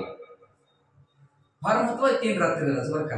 म्हणून तर पंढरपूरला गेलं तर दशमी, एकादश आणि द्वादश 3 रात्रच मुक्काम असतो. वाचा ते ध्वनी ध्वनी पुन्हा मार्गी गमन करीत मग योगी तो सौराष्ट्र ग्राम मुक्काम प्रसंगी जाऊन ते मार्गक्रमण करू लागलेला. मार्गक्रमण करत असतात. सौराष्ट्र गुजरात मध्ये का महाराज?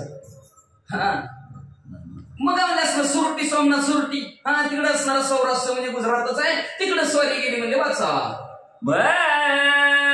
रात्र क्रमणी जायची जायची दुसऱ्या दिनी मित्रोदयासी गोरक्ष सावरणी विचारची विचार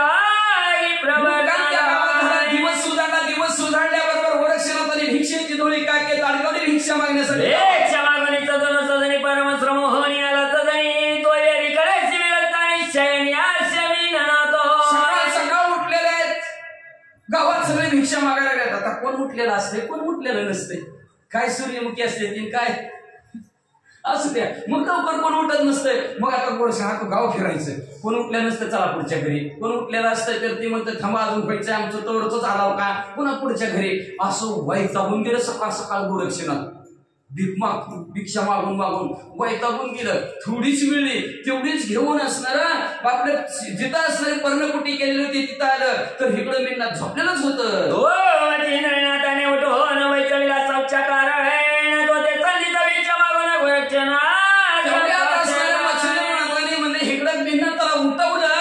बाहेर असणारा शौचास कळलं शी करायला बसवलं आणि तेवढ्यात गोरक्षनाथ भिक्षा मागून वैतागून ग्रामात हिंडता सदन सदनी श्रमे विठ्ठलाचे म्हणी तो येताची स्थानी श्रवणी मच्छिंद्रनाथ बोलत. गावात घरोघरी हिंडून वैतागून गेलं गोरक्षनाथ. तिघाच्या पोटापुरतं गावात मिळलं नाही म्हणजे वैतागीन का नाही. तिघाच्या पोटापुरतं काय मिळायला लागते गावात. वाढलंच नसं गावातल्या लोकांनी काय सांगावं. लय वाईट. कसं समायचं माणसं आहे का जोर आहे तोर किंमत कळत नाही आणि संपल्यावर किंमत कळते माणसाची गेल्यावर. त्याला कोण विचारते बघ हाय असताना गोरक्षनाथाला अख्ख्या गावात दमून गेलं तर तिघाच्या पोटापुरती भिक्षा लवकर मिळेल. वैताग आला गोरक्षनाथाला. काय म्हणला काय गाव आहे म्हणला हाणून घ्यावा का म्हणला. तिघाच्या पोटापुरती भिक्षा मिळेल नाही असं वैतागून आलं. तेवढ्यात मच्छिंद्रनाथ काय म्हणलं म्हणे गोरक्षनाथ चौचाच बसविला हे गल्ली तोय रे तो त्याचे प्रक्षालने त्वरित घेऊन ये.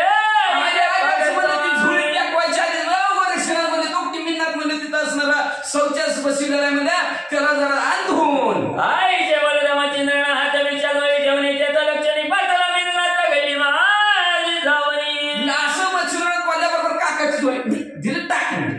दिले टाकून की गल्लीत बसलेलं होतं शौचात गेलं मीननाथाकडं.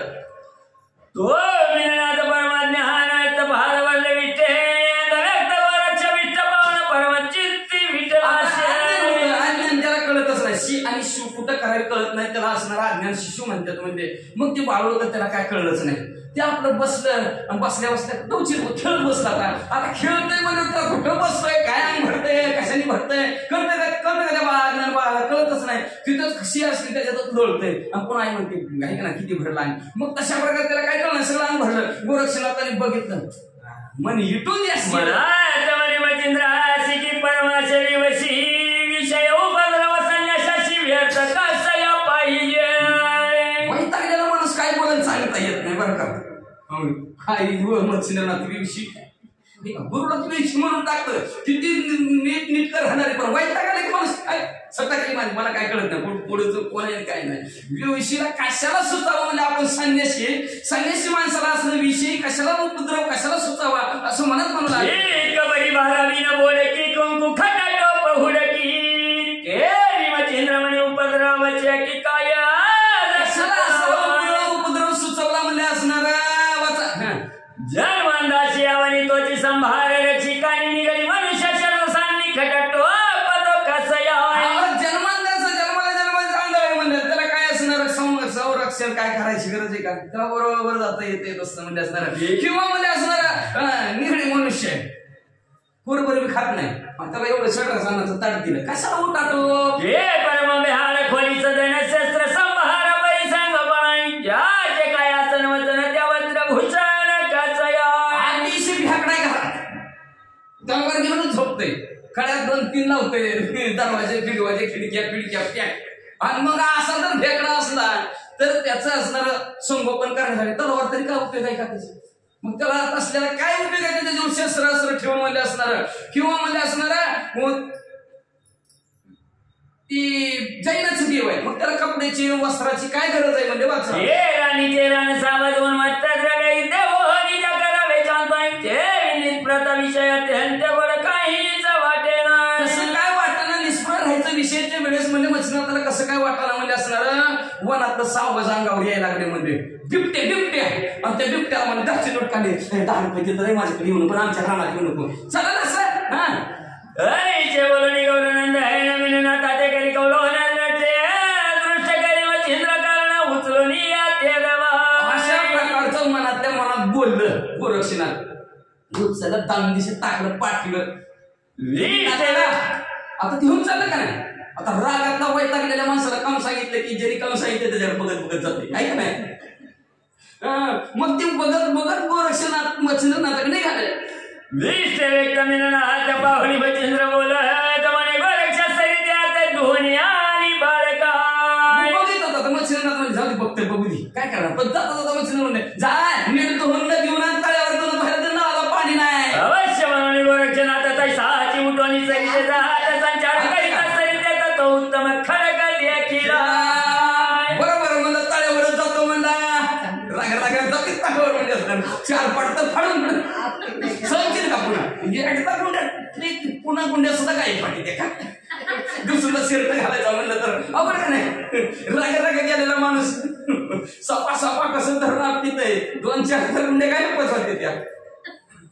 मग म्हणजे गेले म्हणजे गोरक्षनाथ पहिल्या मोठा असणारं तळ होतं पहिला मोठा खडक धुणं धुवायचं म्हणजे खडक चांगलाच बघावं नापायचं धुणं धुवायचं म्हणजे चांगला खडक बघितला आणि खडक बघून केले बरी कांत स्थान मनात म्हणे न्यावे गोड बरी अंतर बाह्य म्हणे निवडून नाताला दाखवू खडक बघितला कुणीच नाही आज धुणं धुवायला कोणी सुद्धा नाही म्हणजे त्यावर एकटंच आपण म्हणजेच नाही कोणच नाही म्हणजे बरं झालं म्हणजे कोण नाही म्हणजे मग मनात म्हणजे असणार ह्याला आतून आणि बाहेरून चांगला धुवून काढून म्हणजे मळच घालून म्हणजे ह्याचा परत मळलंच नाही पाहिजे म्हणला आणि आतून आणि बाहेरून स्वच्छ धुलेलं नाथ महाराजांना दाखवा असा विचार केला. विचारून चित्त हात पदी राहिला नाथ खडकावर आपली त्वरित गट प्राण पैकी असा विचार मनात केला पायाला धरलं गार फिरून रक्त दिसून आपटावतच आपल्याला संपलं मिळणार सरी ते उदकाशी अपहार त्यात प्रवेश झाले रुधिर ते सर्व अपार जयचर भक्ष म्हणून खडकाच्या भोवती रक्त पडला गेलं मांस पडला गेलं असणार तळ्यातले मासे म्हणजे चला आपल्याला काहीतरी खायला मिळेल, सगळं मास आलं. वत्स मगरी कबंध देही मग तळपतीच्या प्रवाहित या पहार जर पाहुणे डोई मनात मनाताचे गोरक्षा सगळे असणारं मासे मगरी असं नुसतं गुंग गुंग गुंग गुंग तिथं सगळ्या त्या रक्तभोवती करू लागल्या. मच्छी गोरक्षनाथाने बघितलं, मनात काय म्हणतात, मरे जीवे गेला मीन हात तरी याचे घाल सदा वर्ता एक जीवावरीत रक्त होता आहे तर जीव सकळ मग म्हणले असणार मनात विचार केला, आता मी नाताचा तर जीव गेला म्हणले असणार, आपण त्याचा असणार साधावरत घालून म्हणजे तिला सारखं तुकडं करू, बारीक बारीक बारीक बारीक आपण तुकडं करू. आणि का तर ह्याच्या जीवावर बाकीच्यांचं पोट भरतंय की म्हणले असणार, म्हणून सगळ्याचा जीव असणार वास्तव तृप्त होतोय म्हणून करा तुकडं. विचार करणे म्हणे त्वचा घेतली काल हो निरती रती मांस तुकडे करून जलचराच्या वापित लगेच त्वचा काढून घेतली, कातडावरचं बकऱ्याचं कातड कसं सोलून काढावं तशा प्रकारचं कातड काढलं आणि बारीक बारीक बारीक तुकडे मिळून कसं केलं टाकलं समुद्रात. उरले असतीच्या जळात टाकून त्या दोन्ही उठला ना हात बरी त्या जळात शांत असती तळी व्यक्त झाल्या ती. मग लय खोल होतं तळ म्हणले ते, आणि राहिलेले हाड शिल्लक का तुम्ही त्या तळ्यात टाकून दिले, आणि एवढं खोल तळ असल्यामुळं ते हाड तळाला निघून गेली, दिसनाच गेली. करिता गौरानंद हण मांस ते सकाळ गेले आठवण मांस सरल्या तळे पूर्ण जलचराचे भक्ष्य मिली. अशा प्रकारे गोरक्षनाथाने गेले सगळं मांस तुकडं तुकडं तुकडं मोहरी एवढं वाळू एवढं करून टाकलं, आणि शेवटी आताडं उरलं होतं त्या आताड्याचं तुकडं केलं टाकलं माशाला. एक तोचे रहित भाग काही ठेवी वर ते व्यंग खडकी पवित्र करून चांगत त्वचा घेऊन चालिला. फक्त कातडच ठेवलं, बाकीचं सगळंच्या सगळं असणार माशाला टाकून दिलं, आणि शेवटी पातळ जरा कुठं रक्त कुठं मास लागला असं म्हणून पातळ त्या खडकावर स्वच्छ धुलं. चालला परी तो सदनी शिबिरी नसे मची इंद्र मुनी शांभवी आटवार भुवनी संचारला असे महाराजा. असणार पाठीवर धुणं टाकावं टावेल टाकावं तसं ती कातडं टाकलेलं आहे. पर्णकुटीकडे येऊ लागलेलं आहे, तेवढ्यात पर्णकुटीत मच्छिंद्रनाथ बिन होतं काहीतरी. आता हे कमी पडलं ना गावात आणलेलं गोरक्षनाथाने, वाढलं नाही म्हणून मग गेलं बाजारात होता त्या दिवशी त्या गावचा, त्या बाजारात गेलं काहीतरी असणार तोंडी लावाय आणावं म्हणजे कांदा पिंदा काहीतरी आणायसाठी गेलं. तो येताची ते मच्छिंद्रनाथ मग तान्ना पसरी प्रावरणी त्वचेत पित्र मित्र रश्मी पावणी माता सुखावया घातली. धुणं आणल्यावर कुठं वाळ घालतात का, घरात घालतात. पाऊस असला तर घरात, वाळायचंय म्हणल्यावर चांगलं स्वच्छ वाळायचं म्हणल्यावर उन्हात चांगलं जिथं ऊन येतंय, सूर्याचं जिथं ऊन येतंय तिथं नेऊन मस्त पैकी वाळायला टाकलं कातड. हो येरीकडे म्हणजे इंद्रनंदन शांभवी आला शेगे ओण कंदा कुटपाशी करून आसनावरी बैसला. तिकडून मच्छिंद्रनाथ बाजारातून काय त्यांना जे काय असणार कांदा कुटका काय काय ककडी फिकडी काय आणायचं असेल ती सगळं आणलं, समोर ठेवलं, आसनावर बसले जेवायचं. परी गोरक्षा ते म्हणे बारे कोटे निनाथ येरी म्हणे दोन्ही त्याचे स्वच्छ आणि महाराजा.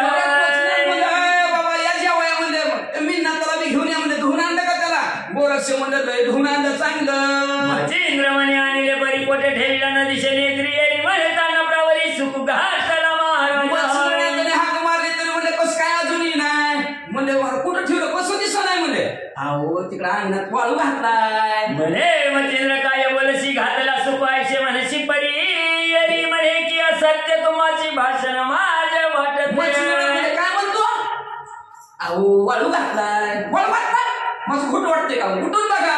तळे बाहेर शीघ्र येऊन स्वचक्षुने पाहावा मी लोक होण्याचे भरत मच्छिंद्र नंदना ते शिक्षणी बाहेर येतात.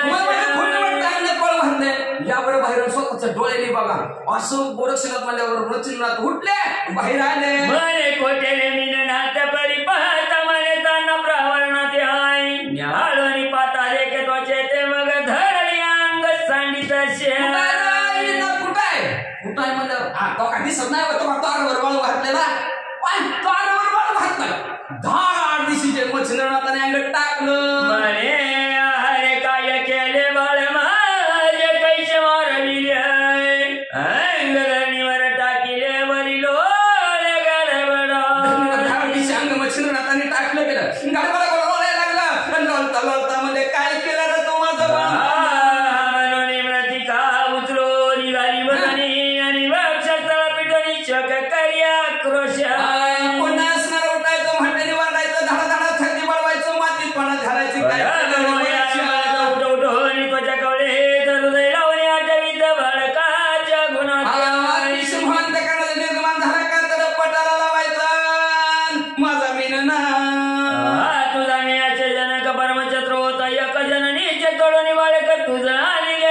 तुझा बी असणारा बाप होतो, पण असा कसा बाप म्हणजे आईची माय लेकराची तोड करून म्हणजे मी तुला हितांतर मारलं रे बाळा.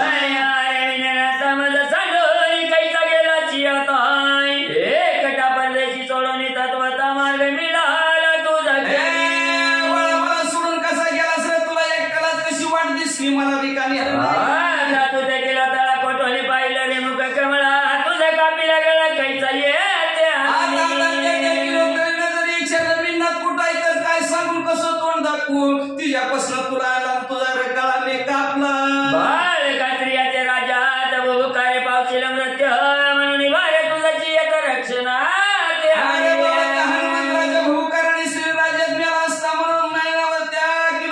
तुला माझ्या बरोबर पाठवून द्यावी हित तुला म्हणून धरणी प्रति अंगठा की धडाडून रक्षण व्हावं म्हणून हित आलं तर काळरूपी गोरक्षणात संघर्ष म्हणजे आणि त्या गोरक्षरूपी काळरूपी गोरक्षणात तुला संपवलं म्हणून धाड दिशी जिमनीवर पुन्हा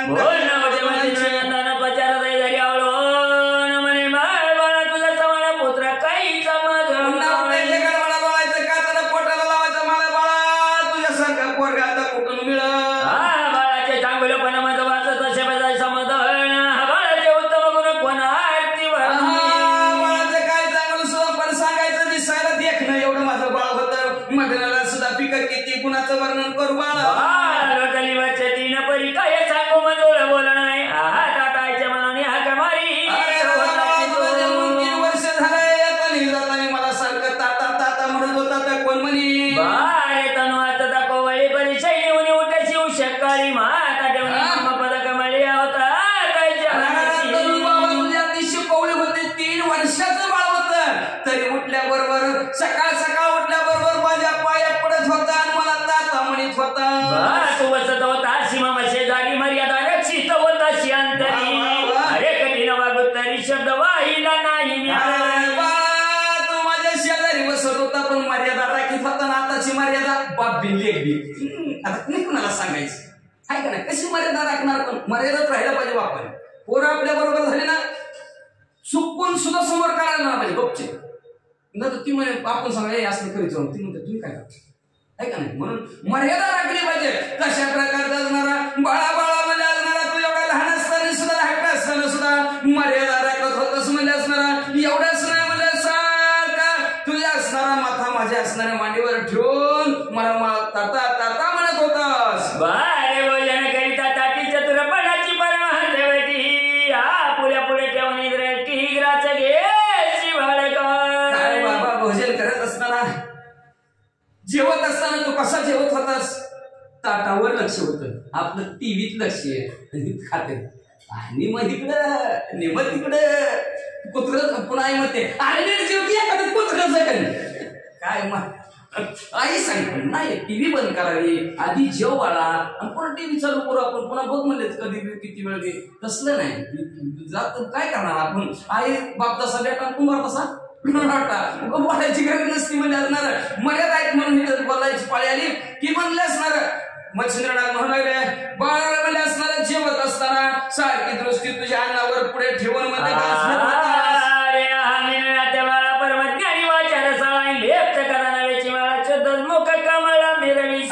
काय विनात बाळा मला असणार किती ज्ञानी होता किती गोड गोड गोड गोड बोलत होता म्हणले असणार. जेवत असताना कधी हात भरू दिला नाही कधी तोंड भरून दिला. हात भरला तरी इकडून पुढचं आपल्याला नाही ते बरं असं कधी मला सुद्धा अंगाला लागून देत नव्हतं. शुक्राने कधी न पाहिले तुझे म्हणे तुझे अंगवीचा वेष्टन कैसे अमंगल जावया.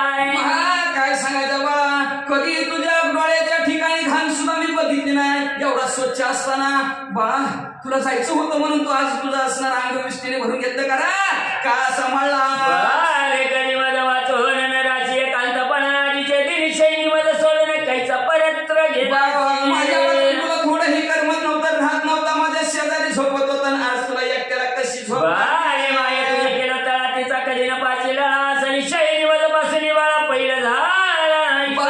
तुझी जवळ होतीस ना ते महिना किनी केलं तळा तरी तू तिच्यापाशी कधी झोपला नाही. सारखं माझ्यापाशी झोपायचा. सोनी तुझे म्हणी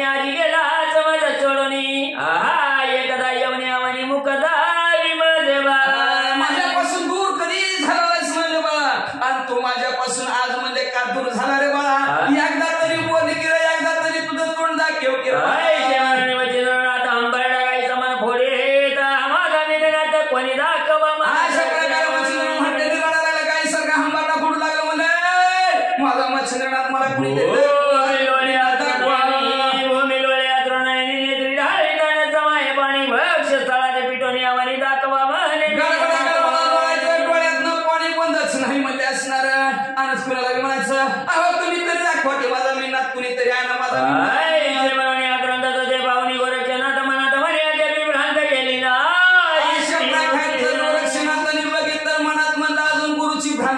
नाही. पुढे गोरक्षनाथ वळून म्हणे महाराजा का घेता ज्ञान पण कोण तुम्ही कोणाचा नंदन करिता हृदयात तुम्ही कोण आणि कोणासमोर का कोणासाठी रडता. हो पुढे ते पाहता कोण मेला शाश्वताचा भार हरलाय शाश्वत अचळ आहे बोला कदा काळी न मरे. नीट नीट नीट बघामध्ये असणार अशाश्वताचा भार अशाश्वत नाशाला जाणारा संपले शरीर संपले. आत्म्याला मरण आहे का जरा नीट बघा. आत्म्याला मरण असतं शरीराला मरण असतं. आत्म्याला कधी मरण नसतं म्हणजे शाश्वत अचळ असतं. कधी गेला आणि मेला कधीच नाही. अवकाशात ठेवते ती. डॉक्टर लोक 50 असते ती तरी जीव जातो. कुठनं जातो कसा गेला आम्हाला माहिती नाही. वाचा तुमचा मिलन हात नामधारी असे त्यात तो कदा न मरे घात आहे शाश्वत महाराजा. महाराज फक्त उपजल्या बालकांना मध्ये आता उपजलेल्या बालकाला तुम्ही नाव ठेवलं मिळणार. अति मेंदी हा देहधारी मेहनत संपला गेला. अहो पण त्याचा आत्मा मराय म्हणजे वाचा हो कदा न मरे शत्रघात आणि त्याने जाळी कदा वन्य आणि शोषिना बुडवी पाणी शाश्वत चिन्नी नांदत शाश्वत चिन्हाने नांदवतात. अमर चिन्हाने तो नांदत आहे म्हणजे असणार का. तर त्याला अग्नी जाळत नाही पाणी बुडवू शकत नाही शस्त्र कापू शकत नाही अग्नी जाळू शकत नाही. अशा प्रकारचं कुठल्याही प्रकारचा पंचमहाभूताचा त्याच्यावर असर होऊ शकत नाही. आईचे बोलता वर्ष गबरी कदाना चोडी चोका आईचे म्हणून असं म्हणजे जशी जुनी कपडे बदलावी नवीन घालावी तसं ती आत्मा ही शरीर सोडतं दुसरं लगे त्याला कुणी तयार असते तिकडे जातं. असं पुरुष लोकांनी सांगितलं तरी मच्छिंद्रनाथ ऐकायला तयार नाही. तर मच्छिंद्रनाथ पुन्हा ते पावणे गोरक्षनाथ मगे समाग संजीवनी मंत्र स्मरण करिता पहिला. मग अशा प्रकारचा आग्रह एकच हट्ट मच्छिंद्रनाथाचा. मला काय सांगू तिकडे ती गप्पा ठेवली शास्त्रात. माझा मिन्ना तुम्हाला पाहिजे. माझ्यापासून निघून गेला हट्टच धरला मच्छिंद्रनाथाने मला मिन्ना पाहिजे. मग ते हट्ट असणारा गोरक्षनाथाने बघितला भस्मजवळ हात घातला आणि भस्माची मोठी संजीवनी नावाचा मंत्र म्हणले कवळणी भस्माची मोठी संजीवनी मंत्र जपे ओटी तोचे प्रति चोरीचा झाला मोठी मिननाथ उठला.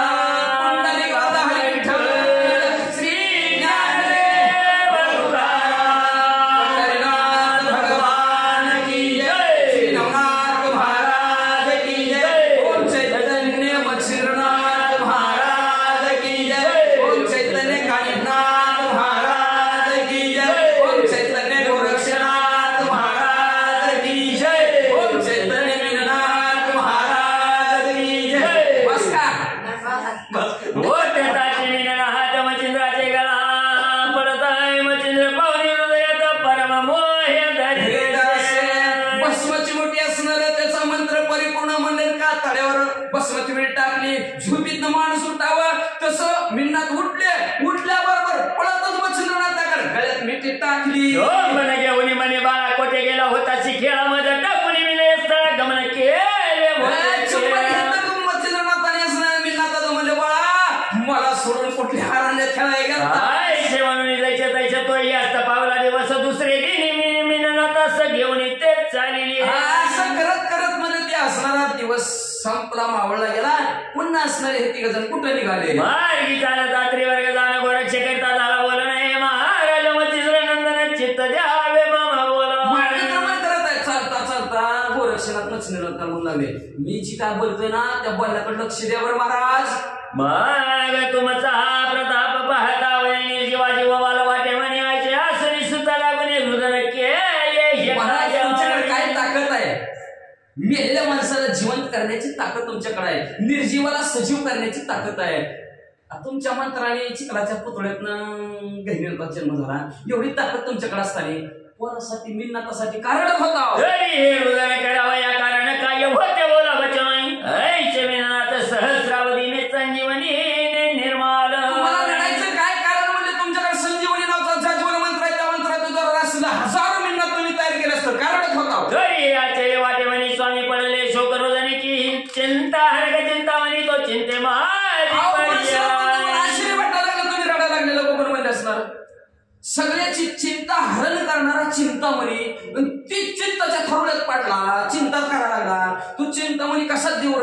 असणार कोणी मच्छिंद्रनाथ म्हणे तू आम्हाला लेखी म्हणता येरो म्हणे मोह अर्थ तो पहावया तुमचा आहे. उलटा प्रश्न विचारा, प्रश्नाचं उत्तरच दिलं नाही मच्छिंद्रनाथाने. मच्छिंद्रनाथ म्हणले का तो आम्ही का गोरक्षनाथाला मारलं? मिन्नाताला का मारलं तू? गोरक्षनाथा त्या मिन्नाताला का मारलं तू? काय कारण तुझं मारायचं? नाही हो गुरुवार या तुमच्या अंतःकरणाच्या ठिकाणी अजून किती मोह माया आहे ती बघायसाठी मारलं. हो मे बाई रागे शिरमैना तातरी माया लंगोनी व्हावे पळता शमन शत्रस्न ममता लिप्त नसावी शरीरात. तुम्ही स्वतःला वैराग्यशील म्हणता, म्हणजे कडकडीत वैराग प्राप्त भोगाचा त्याग केला म्हणता, कडकडीत वैराग्य आणि संन्यासी म्हणता, योगी म्हणता. आणि हे काय करावं लागतं? माया संपावं लागतं, मायावर विजय मिळवावं लागतं म्हणजे असणार. आणि ह्या शरीराला आशा मनशा तृष्णा भुली याचा लवले सुद्धा नसावा लागतो. पण परीक्षा भावनेची म्या मारिले मी नाताशी परिप्राज्ञिक तुम्ही सर्वज्ञ राशी हृदय का सया केले. तुमच्या शरीराच्या ठिकाणी अजून आशा मनशा तृष्णा भुल्या मोह माया किती आहे ही बघण्यासाठी मी तुमची परीक्षा घेण्यासाठी गोरक्षनाथाला मारलं असं आपलं उत्तर देऊन टाकलं गोरक्षनाथाने. पुन्हा गोरक्षनाथाने प्रश्न केला, महाराज मग तुम्ही काय गावात सांगा. म्हणे वाचा ऐक तू शिष्य माझाशी एक तरी नाही परीक्षेचे कौतुक तुझे बाळा पाहिले. बाबा मच्छिंद्रनाथ म्हणले तुम्ही माझा एक शिष्य आहे आणि तुझी बी परीक्षा घ्यायसाठी कितपत मी शिकवले त्याच्यात तू कितपत उतरलास, पास होतो का नाही ती बघायसाठी मी पण रडत होतो. अरे अशा तृष्णामांच्या कामना काम क्रोध मद मत्सर वासना नाही हे मोह मांदोची माया सदना नांदनो के करतात. बाबा ह्या त्या ठिकाणी आशा मनशा तृष्णा भुली इच्छा काम क्रोध मद मत्सर दंभ अहंकार ही सगळ्याच्या शरीराच्या ठिकाणी वास्तव्य करतात. पण तरी तुझे काही मायालेस आहे की नाही महापुरुष हे पाहवया रुद्रासार मिले म्या पाडसा. सर्व काम क्रोध मद मत्सर दंभ अहंकार आशा मनशा तृष्णा भुली मोह माया तुझ्या बी अंतःकरणात कितपत आहे आणि तुझं बी अंतःकरण त्यांनी किती असणार घुटमळत आहे हे पाहण्यासाठी मी बिल्ले मोठ्याने रडत होतो. मला वाटलं मी रडतोय म्हणून तू बी रडतोय काही वाटत होतं. मी लक्ष रूपे पाहणे आणि विज्ञान ज्ञानाने विवरणे याचे कौतुके जाणपणे पाहिले म्यारे पाडायचा. काय पाहतो वसुडोंगा परी रस नो हे डोंगा काय भुलला शिवरली रंगा. वरल्या रंगाला भुलला ही पाहतो तुम्ही तू तर तू वरल्या रंगाला भुलला नाही. ही असणारा नाशिवंत देह जाणार सगळं आयुष्य खातो काळ सावधान. ही नाशिवंत देह आज नाही तर उद्या जाणार आहे पण तू ध्याला झालं नाही तू अलक्षाला पाहिलं आणि ते अलक्ष पाहतो का नाही ते पाहण्यासाठी जिथं लक्ष नाही मग आत्मा कोणाला दिसते का तिथलं तू पाहिलं गेलं. त्याच्यामुळे मी तुझी परीक्षा केली. आपलं काम आहे अलक्षाचं पाहणं, देहाला पाहणं नाही आपलं का तर देह अमंगळ आहे नाशिवंत आहे जाणार आहे त्याला पाहणं आपलं योग्य नाही. मग आपण असणार अनुभव शैलीने याने कितपत असणार वावरतोय हे तुझं कौतुक पाहण्यासाठी मी तुझी परीक्षा घेतली रडलो असं मच्छिंद्रनाथ म्हणतात. शाश्वत शाश्वत तुझं कळले की नाही होत या भ्रांतीचा तयाची परीक्षा निमित्त तुझी घेतली पाडसा. निमित्ताने तुझी परीक्षा घेतली तुला सार तो भगवंत नासार तो संसार हे कळते का नाही ते बघण्यासाठी. नाशिवंत तुला कळलं का अविनाशी कळलं नेमकं तुला काय ह्याच्यातलं कळतंय का नाही पाहण्यासाठी. तुला कळलं अविनाशी असणारा आत्मा आहे हे नाशिवंत ध्येय आहे हे जाणार तुला कळलं आणि हे कळतंय का नाही ते पाहण्यासाठी मी तुझी परीक्षा घेतली. तुझ्या वयसपणा मुलादी झाले हरणा हंस पुरुष मिरविसी. तू किती मोठा झालास किती न्यायी झालास मला आज कळलं.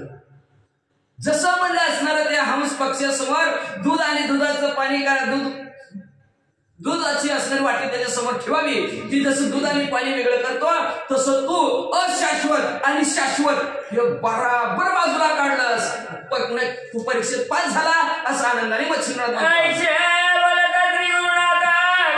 चरणी माता देवी तुम्ही सणाचा या देहाची पहिली. अशा प्रकारचे गुरुमुनी मच्छिंद्रनाथ बरोबर गोरक्षनाथ उठले मच्छिंद्रनाथ त्याच्या पाया पडले आणि पाया पडून म्हणले शिकवलंय कोणी मच्छिंद्रनाथ तुम्ही शिकवलंय की आणि तुम्ही सणात केलंय की म्हणले काय घाबरायचं काम आहे काय होत नाही आता. पुन्हा गावती मार्ग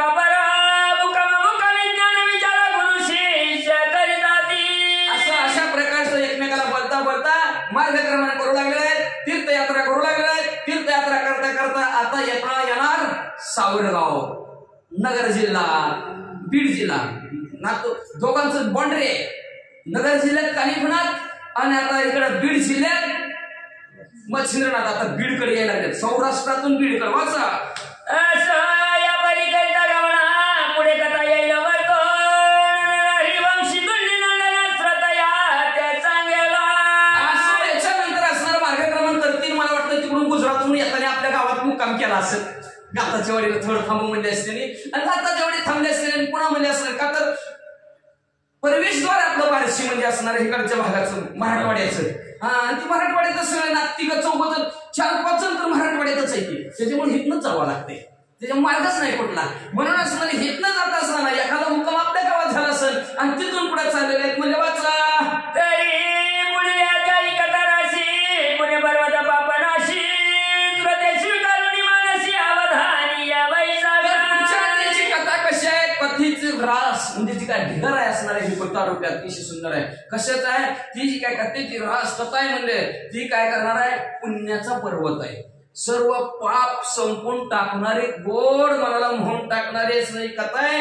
पापाचा नायनाट करणारी कथा आहे. जीवनातील थकवा संपवणारी कथा आहे म्हणजे असणार. सन्मार्गाला लावणारी कथा आहे म्हणजे श्रोते मंडळींना अवधान द्या अशी विनंती ग्रंथकर्ते श्रोते मंडळीला करतात. तरी नरारी वंशी धुंडी सुद्धा तुमचा चरण घेता मालू नाव ठेवल्यासारख्या तो कथा सांगेल तुम्हाशी. वंशातील धुंडीचा वर्गात त्यांचं नाव ठेवलेलं आहे मालून. हे मालू तुम्हाला शरण जाऊन म्हणतात की पुढच्या अध्यायाची कथा गोड आहे, पाप संपवणार आहे, असणार पुण्य निर्माण करणार आहे. लक्षात ठेवा, पुण्यच निर्माण होत असतं कथा ऐकल्यानंतर. जीवनातील व्यथा संपत्ती, दुःख संपत, सन्मार्गाला लावणारे ग्रंथ असतात. म्हणून नाहीतर आपण म्हणतोय की काय करतात संत दाखवतात पंत आहे का नाही. ग्रंथ काय करतात? दाखवतात पंत काय करतात? दाखवतात संत काय करतात? दाखवतात बारशीतला भगवंत. अशा प्रकारचं असणारे संत असतात. म्हणून असणारे असे संत मारुजी असणारे शरण जाऊन सांगतात की तुम्हाला आम्ही सुंदर गोड कथा पुढच्या अध्यायात सांगतो. नव्हे आम्ही नवं माणूस सांगतील म्हणतात. स्वार्थी त्रिवर्ती कथा सार समांत वरच कावे किंवा काय रचला परिचत भाविकाच्या तुला स्वामी शांती तमात